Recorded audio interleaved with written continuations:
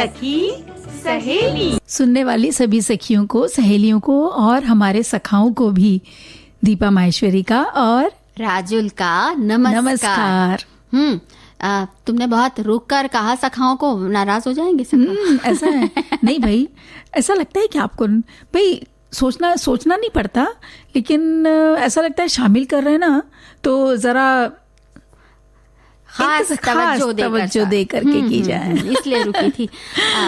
अच्छा, ये तो हो गई बात, लेकिन आज जो हम लोग बातें करने वाले हैं वो बहुत खास हैं, क्योंकि देखो ना, हम अपने लिए बहुत कुछ सोच कर रखते हैं कि हम ये करेंगे वो करेंगे, और जब वो कर लेते हैं या नहीं भी कर पाते तो वो सारी चीजें हमारी किस पर लागू होती हैं? हमारी संतानों पर। सही बात है। तो यानी हम अपने एक तरह से कि हमारी इच्छाएं कभी कभी उन पर आ जाती है ना? तो ऐसा ना हो, मतलब इच्छाओं को रखना चाहिए कि ना नहीं रखना चाहिए, बच्चों पर अपनी इच्छाएं थोपनी चाहिए कि नहीं थोपनी चाहिए, और वो क्या करें, वो वही करें जो हमने सोचा है या वो करें जो वो उनका मन है। हाँ, जी। तो ये बातें अक्सर होती रहती हैं, लेकिन ये इस बात से कतई इनकार नहीं है कि माता पिता की बहुत बड़ी भूमिका होती है। तो आज करियर चुनाव और माता पिता का साथ, इस बारे में हम बातचीत करेंगे और बहुत सारे संदेश आए हैं। तो हम उनको भी शामिल करेंगे और हमारे श्रोताओं ने क्या क्या लिख भेजा है वो हम पढ़ेंगे जरूर। और बात ये जो साझेदारी की और आपसी रिश्ते की है, इसी तरह से ये जो रिश्ता और ये साझेदारी कभी कभी आगे बढ़ जाता है, व्यापार में भी चला जाता है ना? वो तो है। तो भाई संबंधों में तो होता ही है, पति पत्नी का हो गया, भाई बहन का हो गया, लेकिन जब व्यापार में अगर आप कोई साझेदारी कर रहे हैं या पार्टनरशिप कर रहे हैं तो दोस्त से हो जाते हैं, बहुत दोस्त के साथ बिजनेस हो जाते हैं, कभी कभी हम कजिन्स के साथ के बीच में भी हो जाते हैं ना कि हम चलो मिलके एक बिजनेस करते हैं, व्यापार करते हैं। लेकिन इसमें ध्यान रखने वाली क्या बातें हो, आगे चल के वो रिश्ते में कहीं कोई खटास ना आए, या वो ऐसा ना हो कि भाई बोलचाल बंद हो जाती है। कई जगह ऐसा देखा है।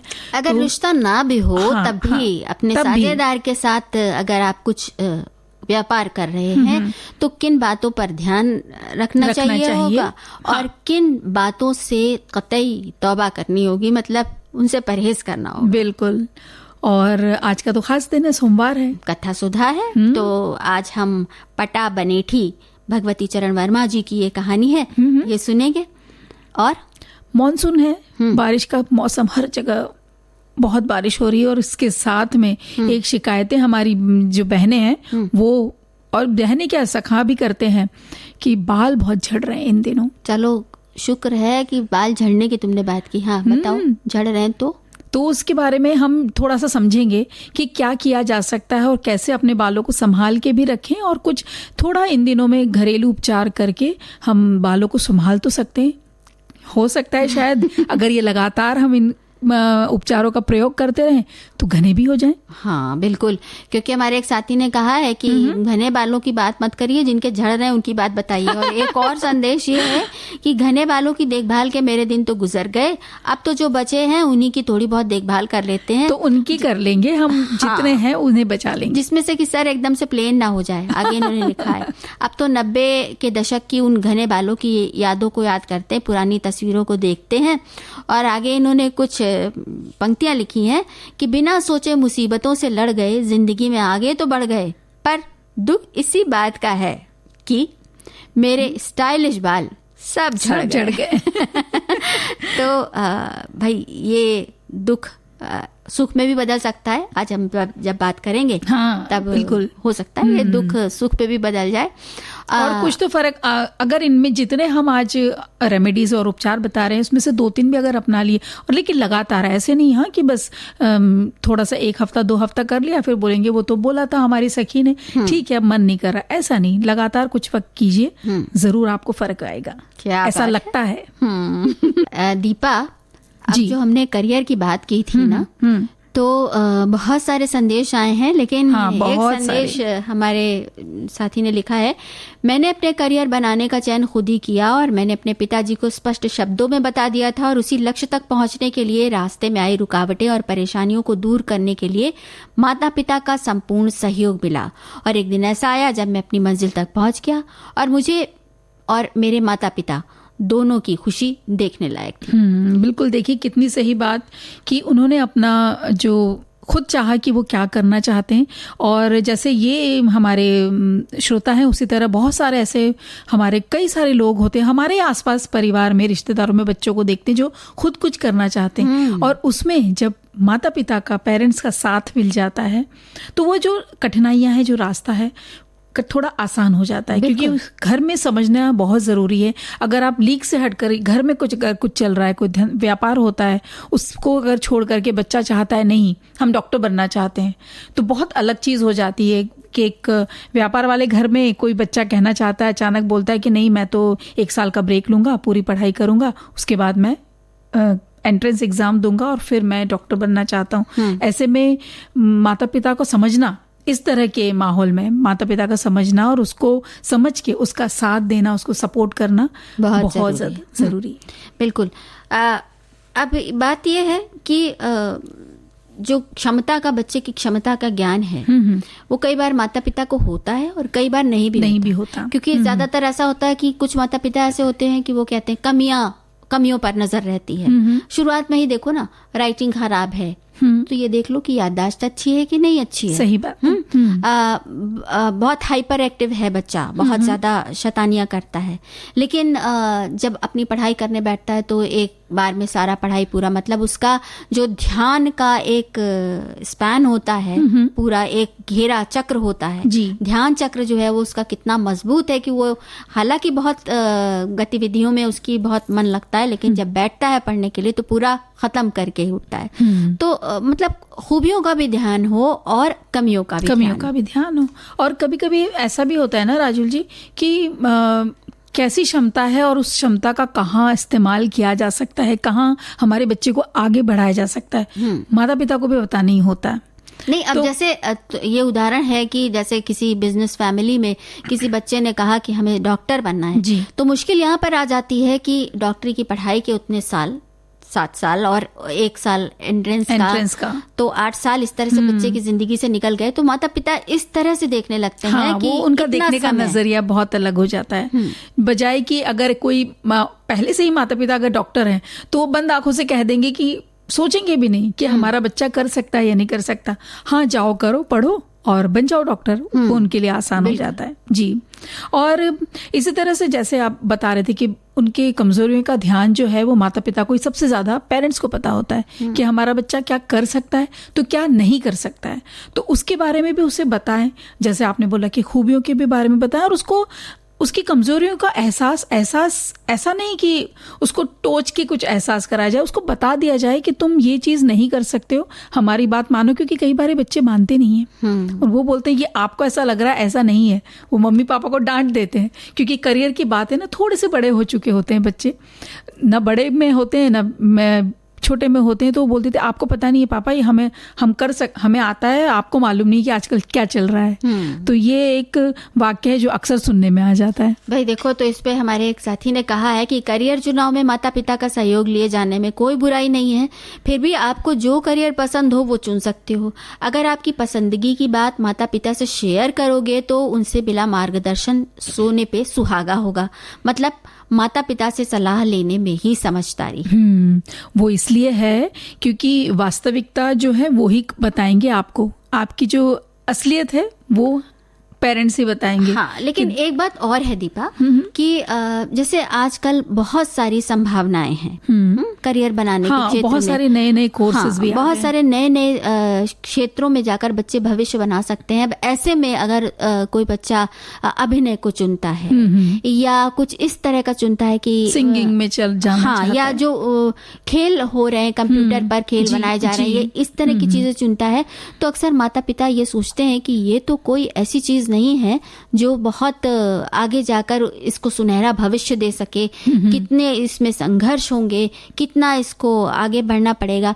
तो ऐसे में माता पिता की एक जिम्मेदारी ये हो जाती है कि सीधे सीधे अपने अनुभव का सहारा लेने के बजाय एक बार वो जो बच्चा कह रहा है उसको भी सुन लिया जाए और उसको देखें अच्छी तरीके से और समझने की कोशिश करें। और कई बार ये भी होता है कि आप समझते भी हैं और आपके क्षेत्र की वो चीज नहीं है बिल्कुल, जैसे कोई बिल्कुल व्यवसाय करने वाले माता पिता हैं, या फिर कोई नौकरी पेशा माता पिता है और उनका बच्चा अचानक एक कलात्मक क्षेत्र में जाने की बात करता है, या किसी डिजिटल उसमें जाने की बात करता है, तो ऐसे में माता पिता ये कर सकते हैं कि वो उस क्षेत्र के बारे में सारी मालूमात हासिल करें, दूसरों से बात करें, कोर्स क्या करना है वो सब भी जान लें, है ना, कि और वो कोर्स कहाँ कहाँ कितने कितने जगह पे अवेलेबल है, उपलब्ध है, वो हमारा बच्चा कर सकता है या नहीं कर सकता, या दूसरे शहर उसे भेजना है तो कितना आपके लिए वो संभव है,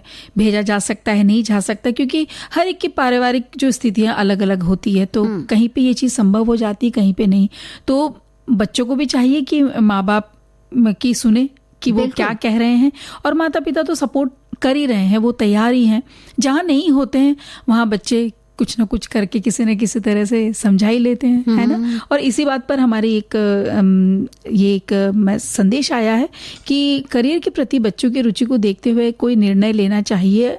अपनी रुचि बच्चों पर कभी नहीं थोपनी चाहिए। बच्चे की रुचि जिस क्षेत्र में है उसकी पूरी जानकारी लेकर उसका सहयोग माता पिता को करना चाहिए। सही मार्गदर्शन बच्चे को सही दिशा दे सकता है।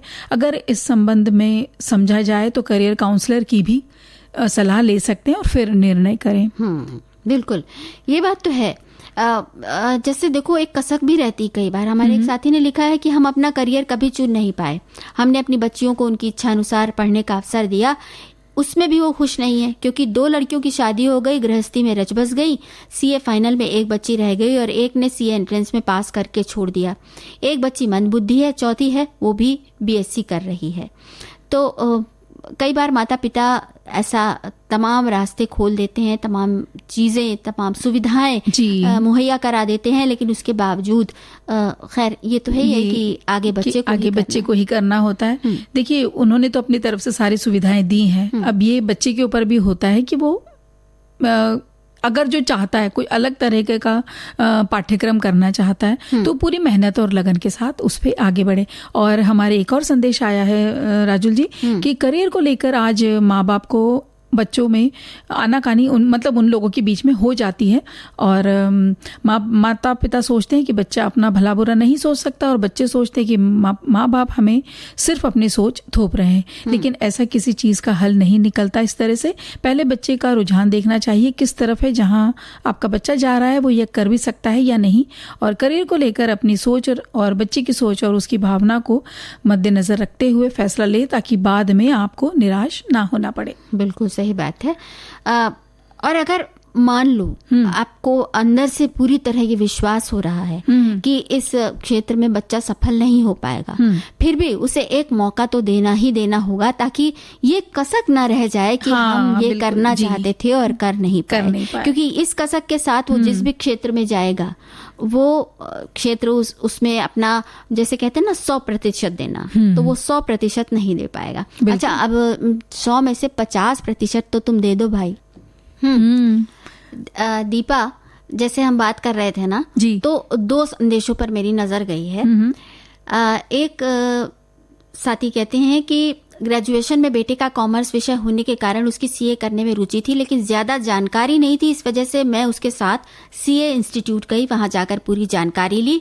उसने रिटन क्लियर किया तो आर्टिकलशिप के लिए बड़े बड़े सीए के पास गई और उसका पूरा सहयोग किया, और उसके दृढ़ निश्चय और मेरी मेहनत से वो सफल हुआ।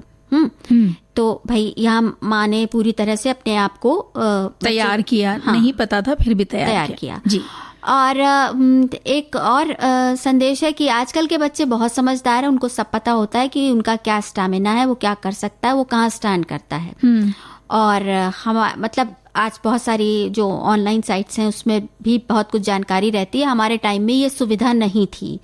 एक नजरिया ये भी हो सकता है, और एक नजरिया और ये है जो हमारे साथी ने कहा है कि मेरा बेटा साइंटिस्ट बनना चाहता था, अब इंजीनियर बनना चाहता है। ऐसे में उसे हमारी जरूरत है जो उसके करियर के चुनाव में सहायता कर सकते हैं जी। तो 3 दृष्टिकोण है।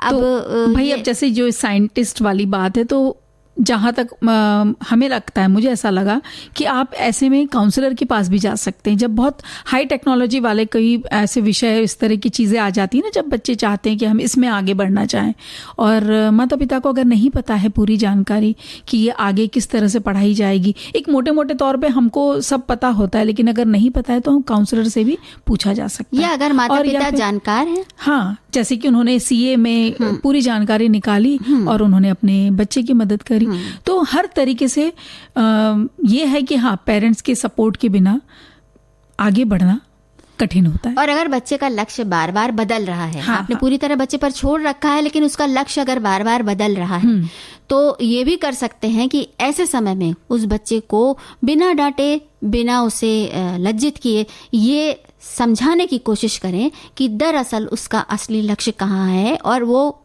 कहाँ सफल हो सकता है, और इसके लिए आपको खुद बहुत जानकारी होनी चाहिए। जी बिल्कुल, ये देखना पड़ेगा, देखना पड़ेगा। तो उसकी भी तैयारी करनी होगी। और जब ये देखिए, ये भी एक तरीके से समझ लीजिए ना, साझेदारी हो गई। हाँ, है ना, बिल्कुल कि ये तो एक ऐसी साझेदारी है ना जो मतलब बचपन से लेकर आखिरी वक्त तक चलती रहती है। माता पिता के सहयोग के बिना तो कोई इंसान कुछ कर ही नहीं सकता। जैसे एक और संदेश है कि अपने बेटों को अपना करियर चुनने में हमने हमारा पूरा सहयोग दिया है। हमने हमारी सोच उन पर नहीं थोपी। वो जो बनना चाहते हैं उसमें सहयोग से उनका हुनर दोगुना निखर आता है। तो भाई ऐसा भी होता है कि बच्चों ने वो चुन लिया और उसमें सफल भी हो गए, और ऐसा भी हो सकता है कि उनका जो निर्णय है वो बार बार बदलता रहता हो। तो ऐसे में ये भी माता पिता की जिम्मेदारी है कि वो आगे बढ़ें और बच्चे को चुनाव करने में, सही चुनाव करने में सहायता करें। और जो व्यापार की हम बात कर रहे थे ना, उसके चुनाव में कैसी बातें, क्या क्या चीज़ों का ध्यान रखना बहुत ज़रूरी है राजुल जी। जैसे कि आप किसे, सबसे पहले तो ये कि आप चुन किसको रहे हैं, आप किसके साथ करना चाहते हैं। वो दोस्त हो सकता है, वो रिश्तेदार हो सकता है, वो ऑफिस में कोई आपका सीनियर हो सकता है, कोई जूनियर भी हो सकता है। बिल्कुल। या फिर हम कहीं मिल जाते हैं ऐसे जहाँ पे हमारी सोच बहुत मिली जुली सी होती है, हमारी समझ बहुत मिली जुली सी होती है, या भविष्य को हम एक ही निगाह से जब देख रहे होते हैं तो कहीं ना कहीं ये आ जाता है कि चलो मिलके कुछ बिजनेस कर लेते हैं, है ना। तो ये हाँ, आप कुछ कह रही थी। हाँ, मैं यही कह रही थी कि बहुत अच्छा तुमने ये मतलब बात कही है कि आजकल जब ऐसा माहौल चल रहा है कि व्यवसाय की तरफ जिन लोगों का रुझान होता है जी, और उनके लिए बहुत सारी सुविधाएं भी हैं, तो ऐसे में जब वो कुछ शुरू करना चाहते हैं तो सही साझेदार का होना बहुत जरूरी है। क्योंकि अगर एक गलत साथी का साथ मिल गया तो जो हम लक्ष्य लेकर के आगे चल रहे हैं, हो सकता है हम वहां तक पहुंच तो जाएं, लेकिन बहुत अड़चनों का सामना करते करते करते आगे हम पहुंच सकेंगे। देखो, हमारे साथी ने कहा तो है कि व्यवसाय में साझेदारी फायदे का सौदा कम, घाटे का सौदा ज्यादा होती है। बहुत जरूरी हो तभी व्यवसाय में साझेदारी करें, मगर पहले कानूनी प्रावधान कर लें, अन्यथा साझेदारी भी जाएगी और संबंधों में भी दरार पड़ जाएगी।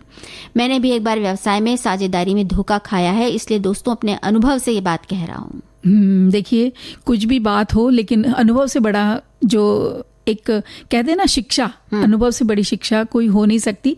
और आपके अनुभव अगर शायद ऐसे रहे हैं, कुछ खट्टे से रहे हैं, और ये इसीलिए तो चाहते हैं ना कि ध्यान रखा जाए, बातों पे ध्यान रखा जाए पहले से ही। कुछ छोटी छोटी और बड़ी बड़ी हर तरह की बातों पे डिस्कशन हो जाए। और हमारे एक साथी लिख रहे हैं कि व्यवसाय में हिस्सेदारी यानी पार्टनरशिप करना अगर चाहते हैं तो दोनों पार्टनर को एक दूसरे में विश्वास और भरोसा होना जरूरी है। क्योंकि अगर वे अपने अलग अलग फायदे के बारे में सोचते रहेंगे तो दोनों के बीच कोई ना कोई बात को लेके दरार जरूर आ जाएगी। ये तो सही बात है।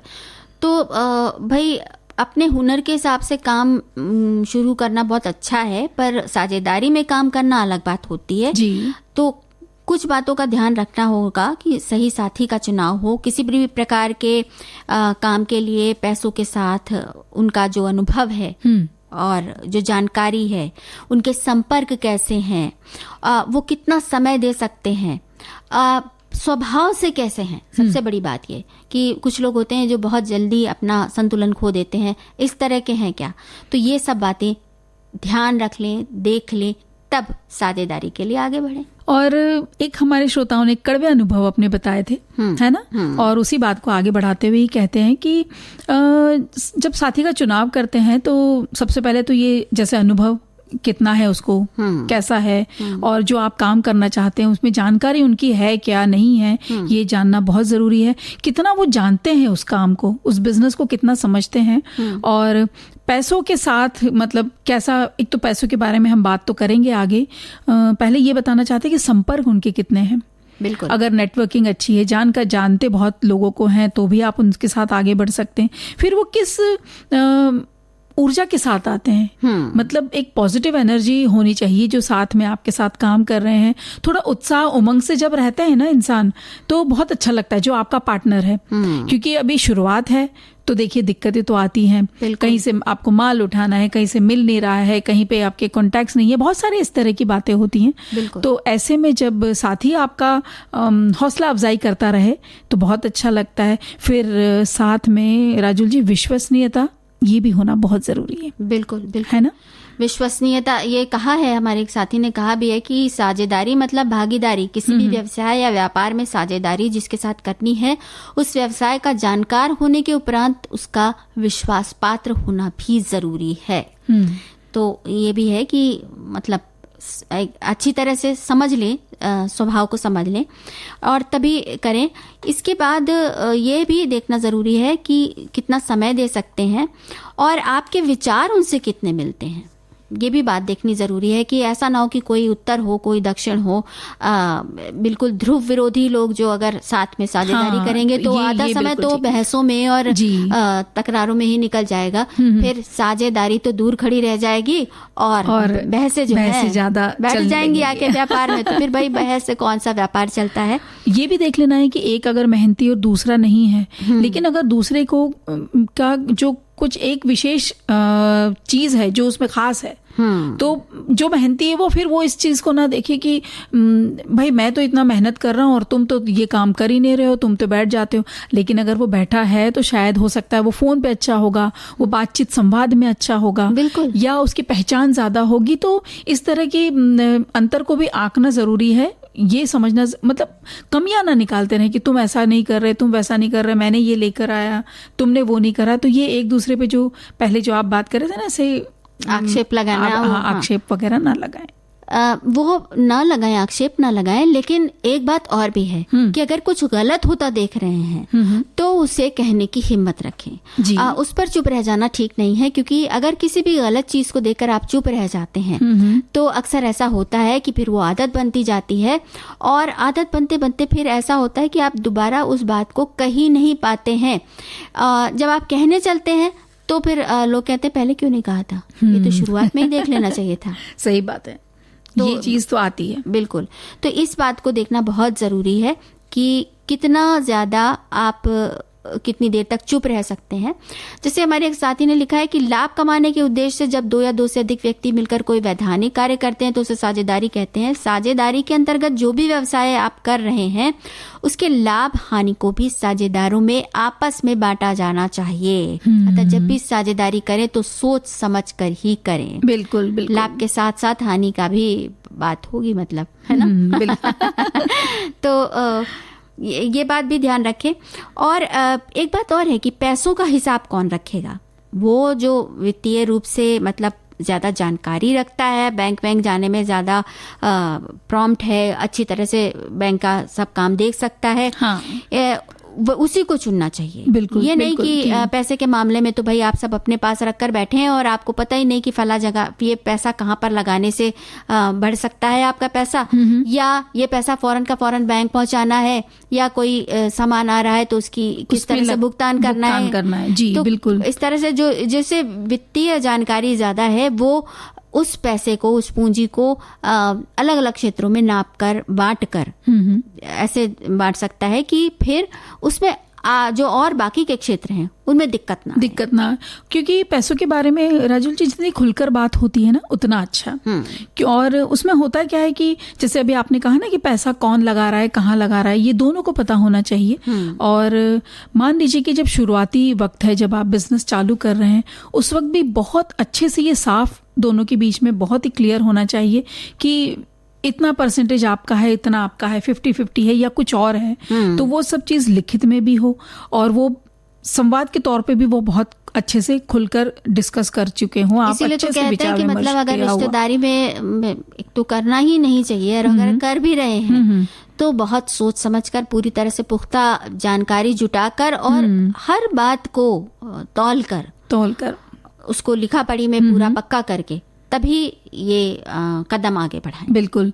और फिर ये भी हो जाता है कि आप अपने व्यक्तिगत आय से शुरुआत में लगा रहे हैं पैसा, या आपके पास पहले से है, अलग से है, या आप अभी कहीं नौकरी कर रहे हैं, अगर ऐसे वाली कोई सिचुएशन, ऐसी कोई स्थिति होती है तो वहाँ पे भी बहुत ध्यान रखना होता है, क्योंकि वहाँ पे भी आपसी दरारें पड़ने की बहुत जो है ना मौके आ जाते हैं कि भाई एक फिर आरोप लगा देता है कि मैंने तो मेरी कमाई से निकाला, तुम क्या कर रहे हो। तो इस तरह की सारी बातें ना हो, इसका भी बहुत ध्यान रखना बहुत ज़्यादा ज़रूरी है। और ये है कि जब व्यवसाय आपका लाभ देने लग जाता है तो आप सैलरी निकालने वाले हैं उसमें से, या आप व्यवसाय में वापस निवेश करेंगे, ये भी पहले ही अगर बात साफ हो जाए, आप दोनों में क्लियर हो जाए तो बहुत अच्छा होता है। बिल्कुल बिल्कुल सही बात है। देखो ना, हमारे एक साथी ने लिखा है कि साझेदारी में कभी कभार सारी मेहनत एक जना ही कर रहा होता है, दूसरा ऐसे ही लाभ लेता है। लेकिन भाई जो दूसरा लाभ ले रहा है उसने कुछ ना करना, खुद उस बात का चुनाव किया है ना कि हम खुद कुछ नहीं करेंगे। सही बात तो है। ऐसे में वो खुद भी सक्रिय हो सकता है और लाभ ले सकता है, बाकायदा हिस्सेदारी कर सकता है, या जो पूरा काम कर रहा है वो काम बांट सकता है। देखिए, जानकर ये बात देखकर कि उस जो दूसरे व्यक्ति को किस चीज में ज्यादा रुचि है, किस चीज की ज्यादा जानकारी है, ये सब देखकर, है ना। आप एक संदेश पढ़ के हंस रहे थे। ये लिखा था कि पत्नियों में, दोनों की पत्नियों में भी तालमेल होना जरूरी है। तो भाई तालमेल की बात अगर हुई है तो देखो, हमारे बहुत सारे साथी कथा सुधा का इंतजार बड़ी बेसब्री से कर रहे हैं। वो तो हम भी कर रहे हैं राजुल जी। तो बस चलिए। कथा सुधा, भाव भरी कहानियों का सागर, जिसकी लहरें कभी मुस्कुराहट सजाएंगी तो कभी आंखें नम कर जाएंगी। सामाजिक सरोकार से लेकर परिवार तक की होंगी बातें। कुछ मनोरंजन होगा तो कुछ सीख भी मिल जाएगी। हर बार नई अनसुनी कहानी की अलग अंदाज में होगी बयानी।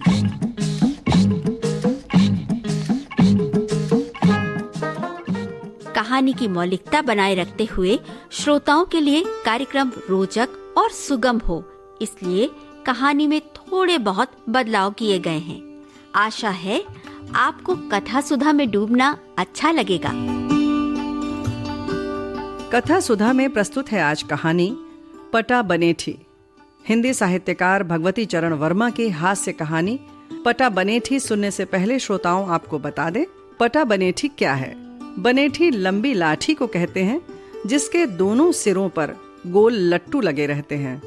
इसका व्यवहार पटेबाजी के अभ्यास और खेलों आदि में होता है और इस खेल को पटा बनेठी कहते हैं। लेखक ने इस कहानी की नायिका को इस खेल में सिद्ध हस्त दिखाया है। जैसा कि आप सब जानते हैं कि भगवती चरण वर्मा की किस्सा गोई का शिल्प ऐसा अनूठा होता है कि घटनाएं और पात्रों के हाव भाव हमारे सामने साकार हो उठते हैं और हास्य कहानी के पुट के कारण कहानी और रोचक हो जाती है। इस कहानी में ये बताया गया है कि दुनिया में स्त्री है, पुरुष है, यानी ये दोनों हैं और बिना एक के दूसरे का काम नहीं चल सकता। कहानी में पति पत्नी के संबंधों को अत्यंत रोचक ढंग से चित्रित किया गया है। कहानी में एक और विद्यार्थी है जिसके मनोभाव को भी दर्शाया गया है। विद्यार्थी का विवाह तय है और वो अपनी भावी सहचरी से विद्यालय के सालाने जलसे में मिलता है। उसके अप्रतिम सौंदर्य से मुग्ध होता है, उसके पटा बनेठी के प्रदर्शन से प्रभावित होता है, लेकिन उसकी बहादुरी और साहस को देखकर उसके छक्के छूट जाते हैं, घबरा जाता है और एक पत्र के माध्यम से अपने भावी श्वसुर को अपना निर्णय सुनाता है। ये निर्णय क्या होता है? क्या दोनों का विवाह होता है? जानने के लिए आइए सुनते हैं कहानी पटा बनेठी।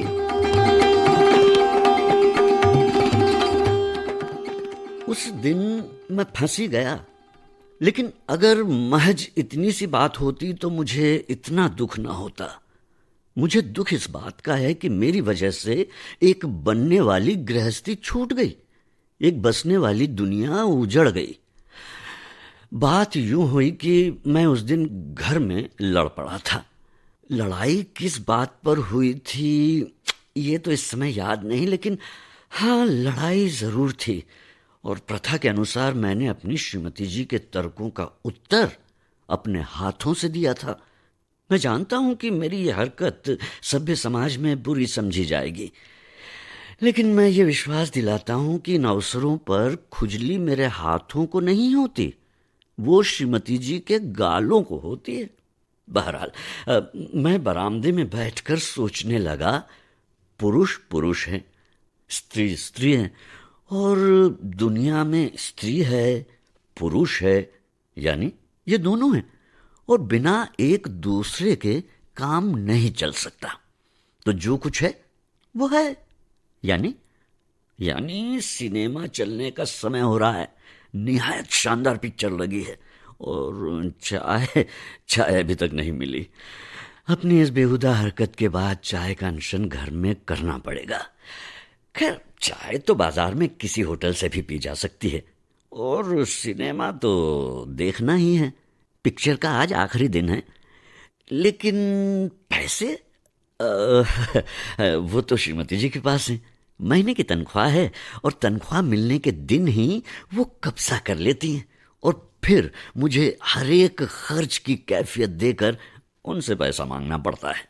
मेरे लिए ये सुविधाजनक है, क्योंकि अगर तनख्वाह मेरी जेब में हो तो यार दोस्त 10-5 दिन में ही रकम वसूल कर ले जाएं। तो भला बताइए, उस वक्त अपनी श्रीमती जी से पैसे मांग सकता था? अभी तक आप मेरी श्रीमती जी को जानते नहीं हैं। श्रीमती जी स्त्री हैं, और स्त्री स्त्री है, और पुरुष पुरुष है। लेकिन यकीन दिलाता हूं कि मुझे उस समय पंडित त्रिवेणी लाल का आना जरा भी नहीं अखरा।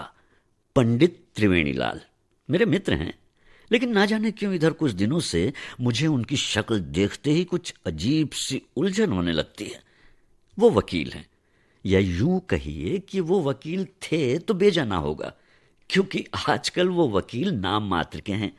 नेता और समाज सुधारक वे सबसे पहले हैं, और नेता और समाज सुधारक इन दोनों से ही मैं बहुत घबराता हूं, क्योंकि तन मन धन इनमें ये पहले को छोड़कर बाकी दो को वसूल करने की कोशिश किया करते हैं। यानी मन वसूल कर लेते हैं दिमाग चाट कर, और धन वसूल कर लेते हैं चंदा मांग कर, और कभी कभी इस अपेक्षित तन को भी ऊब कर मन और धन के साथ एक चपत के रूप में देने की तबीयत होती है। लेकिन ऐसे अवसरों पर मैंने बड़े ही संयम से काम लिया है। हाँ, पंडित त्रिवेणी लाल एक महिला विद्यालय के सेक्रेटरी के रूप में समाज सुधारक हैं, और हिंदू महासभा के सेक्रेटरी के रूप में नेता हैं। नमस्कार रमेश, यार कैसे हो? अरे त्रिवेणी, नमस्कार नमस्कार, कैसे हो? अरे कैसे आना हुआ भाई? तुम तो जानते हो सब ठीक ठाक चल रहा है, सब बहुत बढ़िया है, सब बहुत बढ़िया है, बहुत अच्छा है। हम दोनों आमने सामने बैठ गए, और पोर्टफोलियो से उन्होंने एक रसीद बुक निकालते हुए कहा, हाँ रमेश, मैं इधर आया था तो सोचा तुमसे मिल लूं, एक थोड़ा सा काम है। और तुमको एक थोड़ा सा कष्ट देना था। त्रिवेणी, ये तो मैं रसीद बुक देखकर ही समझ गया, लेकिन साफ साफ बतला दूं, मेरे पास एक भी पैसा नहीं है। मेरी सारी अमानत श्रीमती जी के पास रहती है, और वो कोप भवन में है। तो अगर उन्हें समझा सकूं तो उनसे 10 रुपया वसूल कर लो। हाँ, एक बात ध्यान रखना, 5 रुपया तुम ले लेना और 5 रुपया मुझे दे देना। अरे भाई, सिनेमा जाना है। मैं जानता था कि 10 रुपये क्या त्रिवेणी लाल जी मेरी श्रीमती जी से 10 पैसे भी वसूल नहीं कर सकते, लेकिन मैं त्रिवेणी लाल की हिम्मत का कायल हो गया। चौखट पर खड़े होकर उन्होंने तो आवाज ही देनी शुरू कर दी। अजी भाभी जी, अरे भाभी जी, कहाँ हैं आप? अरे मैं आया हूं त्रिवेणी लाल। त्रिवेणी तब तक आवाज देते रहे जब तक आंसू पोंछकर, मुंह धोकर और साड़ी बदलकर श्रीमती जी बरामदे में नहीं आ गई। उनके आते ही त्रिवेणी लाल ने कहा, भाभी जी अगले सप्ताह महिला विद्यालय का सालाना अधिवेशन मनाया जाएगा। तो उसी के लिए मैं आपको विशेष रूप से आमंत्रित करने आया हूं। और ये देखिए। जी, और आपको चंदा चाहिए इसलिए मुझे निमंत्रण मिल रहा है, लेकिन अच्छी तरह सुन लीजिए, मैं 1 पैसा नहीं दूंगी। वैसे मेरा कहना तो ये है कि महिला कॉलेज बिल्कुल बेकार की चीज है। स्त्री को पढ़ा लिखा के क्या होगा? हाँ, क्या होगा? उससे तो पुरुषों की गुलामी करनी ही पड़ेगी, उसके अत्याचार सहने पड़ेंगे। मैं 1 पैसा ना दूंगी चंदे में। हाँ, मैं कह देती हूं, मैं जा रही हूं। लेकिन पंडित त्रिवेणी लाल इतनी आसानी से पराजित होने वाले व्यक्ति नहीं थे।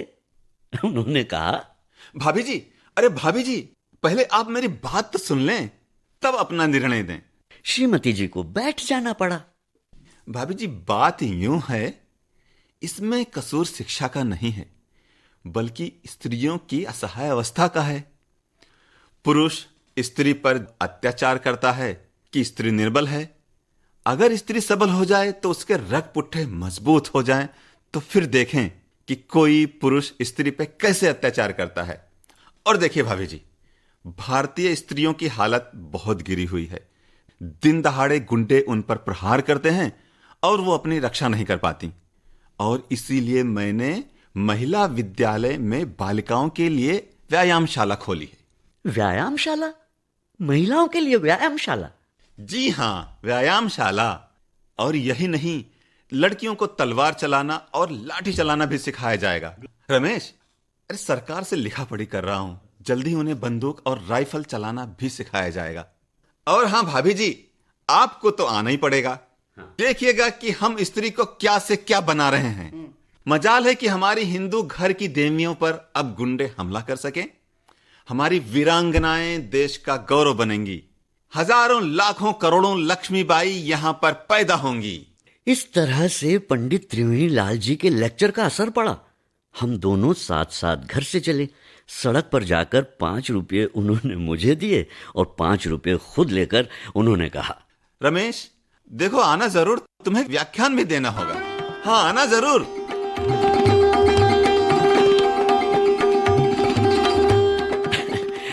मेरे एक मित्र हैं, मित्र के एक सुपुत्र हैं। मित्र पहले कभी बड़े जमींदार थे, अब उनके पास बहुत बड़ा फॉर्म है और उनके सुपुत्र एमए के विद्यार्थी हैं। ये सुपुत्र मुझे बहुत मानते हैं क्योंकि साहित्य में उन्हें बहुत दिलचस्पी है और वो मुझे चचा कहते हैं। एमए का इम्तिहान देकर ये इलाहाबाद से अपने पिता के फॉर्म पर लौट रहे थे, तो 2-1 दिन के लिए मेरे यहाँ उतर पड़े। 2 महीने बाद इनकी शादी होने वाली थी और जिस लड़की से शादी होने वाली थी वो यहाँ महिला विद्यालय में ही पढ़ती थी। और मैं समझता हूँ कि ये हजरत अपनी होने वाली बीवी को देखना भी चाहते थे, क्योंकि बात बात में इन्होंने इसका इशारा मुझसे किया था। यहाँ थोड़ा सा अपने भतीजे के संबंध में और बतला देना उचित होगा। कसरती बदन, हृष्ट पुष्ट जवान, फुटबॉल कैप्टन। और पता नहीं फुटबॉल का कैप्टन बने रहने के लिए या स्वयं में दिमाग की कमी होने के कारण ये 3 साल से एमए पास होने का नाम नहीं ले रहे हैं। बाप लखपति आदमी, वो सुपुत्र से फॉर्मिंग कराना चाहते थे, लिहाजा उन्हें भी इस बात की चिंता नहीं थी कि बेटा इम्तिहान पास करे ही। कह दिया करते थे, अभी खेलने खाने की उम्र है, कर लेने दो मौज, आखिरकार करनी पड़ेगी खेती ही। महिला विद्यालय के सालाना अधिवेशन के दिन श्रीमती जी, मैं अपने बच्चों और नौकर के अपनी समझ में 10 रुपया देने वाली सम्मानित महिला की हैसियत से दोपहर के बाद ही महिला विद्यालय में पहुंच गई। निर्धारित समय पर मैं भी अपने भतीजे के साथ वहां पहुंचा और हम दोनों सबसे आगे बैठाए गए। कार्यवाही आरंभ हुई। वंदे मातरम के गान के साथ फिर व्याख्यान हुए। मुझे भी व्याख्यान देना पड़ा। अब लड़कियों के व्यायाम का प्रदर्शन शुरू हुआ। दंड बैठक, डंबल, मुदगर, सभी तरह की कसरतें हुई। उपस्थित महिलाओं और पुरुषों ने हर्ष से तालियां पीटी। मेरे भतीजे ने मुझसे कहा, चचा वाकई हिंदुस्तान में बड़ी तरक्की हो रही है। भतीजे की बात तो मैंने सुनी, लेकिन मैं खामोश रहा। इतने में ही 2 लड़कियां हाथ में लाठियां लिए हुए स्टेज पर आ गईं। चारों तरफ सन्नाटा फैल गया और लाठियां चलने लगी। किस जोर के साथ वार हो रहे थे और किस सफाई के साथ वार बचाए जा रहे थे। चारों तरफ वाह वाह हो रही थी। लोगों की सांस ऊपर की ऊपर और नीचे की नीचे, और मेरे भतीजे बड़े गौर से ये द्वंद्व युद्ध देख रहे थे। बीच बीच में बड़े जोश के साथ शाबाश, वो मारा, खूब बचाया के नारे भी लगाते जाते थे। मैंने एक आध बार उन्हें टोका भी कि इतना शोर ना करें, तो उन्होंने मुस्कुराते हुए उत्तर दिया, वाह चचा, आज तबीयत खुश हो गई। इस खुशी को जाहिर करने से कोई मुझे कैसे रोक सकता है। व्यायाम प्रदर्शन समाप्त हो गया। तालियों की गड़गड़ाहट के साथ स्टेज पर पर्दा गिरा। अनाउंसर ने पुकारा, अब सांस्कृतिक कार्यक्रम होगा, 5 मिनट तक आप लोग प्रतीक्षा कीजिए। लेकिन मैं अपने भतीजे की याददाश्त की दाद देता हूं। इस प्रदर्शन के उत्साह और उमंग में उन्हें ये बात नहीं भूली कि उनकी भावी पत्नी महिला विद्यालय में पढ़ती है और उसे देखना उनका मुख्य उद्देश्य है। पर्दा गिरते ही उन्होंने मुझसे कहा, चचा अब पता लगाया जाए अपनी होने वाली के संबंध में। जरूर, अभी 5 मिनट का वक्त है, मैंने कहा। इस बीच में लड़कियों का एक गिरोह स्टेज से उतरकर दर्शकों की कुर्सियों के पास आकर खड़ा हो गया। एक लड़की जो पिछले पटा बनेठी के प्रदर्शन में भाग लेकर आई थी, पास में ही खड़ी थी। उसकी लाठी अब भी उसके हाथ में थी। हृष्ट पुष्ट लंबी सी लड़की, रंग सुनहरा, आंखें बड़ी बड़ी, चेहरे पर भरपूर स्वास्थ्य की लाली।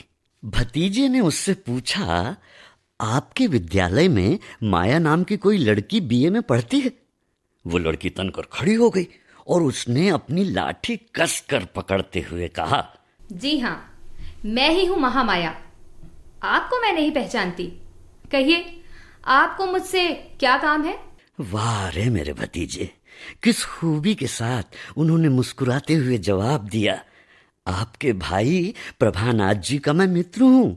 आपके गुण गाते वो नहीं आगाते, इसीलिए आपके दर्शन करने की इच्छा हो गई। तो अब आपने कर लिए मेरे दर्शन। मेरे भाई की आप जैसे लोगों से दोस्ती है, इसका मुझे दुख है। अब की जब मुझे मिलेंगे तब उन्हें आड़े हाथों लूंगी।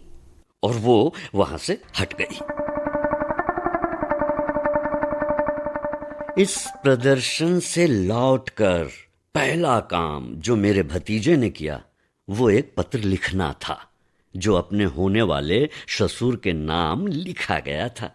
पत्र लिखकर उन्होंने मुझे दिखाया। पत्र इस प्रकार है, महोदय, पहले मैं आपको अपना थोड़ा सा परिचय दे दूं, फिर मैं काम की बात लिखूंगा। आपने मुझ पर बड़ी कृपा कर मुझ नालायक को, क्योंकि एमए में 3 साल से मैं फेल हो रहा हूं, अपना दामाद बनाने का निर्णय किया है। 2 महीने बाद मेरा विवाह होने वाला है, तो इतना परिचय काफी होगा। इतना और बतला दूं कि मैं हृष्ट पुष्ट तंदुरुस्त आदमी हूं। मेरी ऊंचाई 5 फुट 11 इंच है और मैं अपनी यूनिवर्सिटी में फुटबॉल का कप्तान हूं। यहां तक ये बतला देना अनुचित ना होगा कि मैं काफी बिगड़ेल और गुस्सेल भी हूं। फुटबॉल फील्ड पर खेल के समय अक्सर विपक्षियों के साथ मेरी घूसेबाजी हो जाया करती है और कभी कभी तो 2-4 के लिए मैं अकेला ही काफी साबित होता हूं। मुझे यहाँ महिला विद्यालय में आपकी सुयोग्य सुपुत्री के दर्शन करने का सौभाग्य प्राप्त हुआ और वो अप्रतिम सुंदरी है, मैं ये दावे के साथ कह सकता हूँ। लेकिन कल ही मुझे आपकी सुपुत्री के पटा बनेठी के हाथ देखने को मिले और मैं आपको यकीन दिलाता हूं कि उसकी बहादुरी और उसके साहस से मेरे छक्के छूट गए।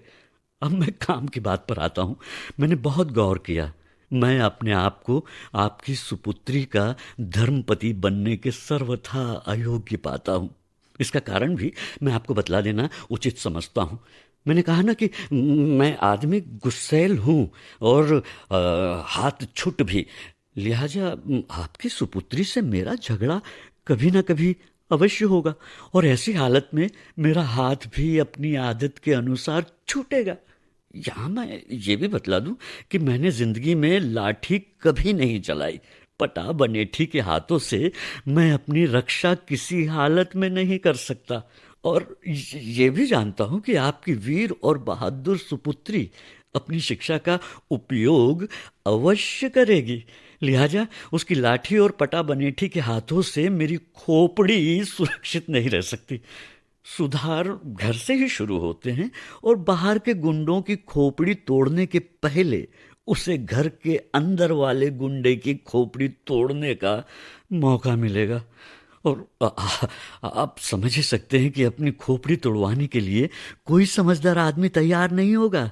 यहाँ मैं आपको एक अमूल्य सलाह देना चाहता हूँ कि आप अपनी सुपुत्री का विवाह किसी ऐसे वर के साथ करें जो मरियल हो, दब्बू हो और आपकी सुपुत्री का फरमाबरदार बन सके। इस हालत में अपने पति की और अपनी रक्षा करने के लिए आपकी सुपुत्री अपने पटा बनेठी के हाथों का सार्थक उपयोग कर सकेगी। आपका चरण सेवक।